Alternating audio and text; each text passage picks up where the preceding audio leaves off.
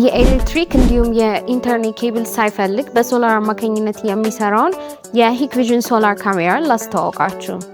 ይህ ሶላር ካሜራ ለየት የሚያደርገው 4MP ጥራት ያለው ምስል መቅረጽ ይችላል። 8 ዋት ሶላር ፓነል እንዲሁም 9000 ሚሊ አምፒር ፐር አወር ሊቲየም ባትሪ ስላለው ለዚህም ኃይል ሳይቆራረጥ ያለ ስጋት ሪከርድ ማድረግን ያስችለዋል ማለት ነው።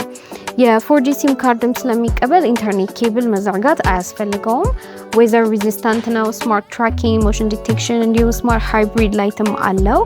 በተጨማሪም ደግሞ በጣም ዝቅተኛ ኃይል በመጠቀም 24/7 ያልተቆራረጠ ቪዲዮንም ሪከርድ ማድረግ ይችላል። በተጨማሪ ይህ ፒቲ ካሜራ 2-way ኦዲዮ ስላለው መልእክትን ማስተላለፍ እንዲሁም መቀበልን ያስችላል ማለት ነው።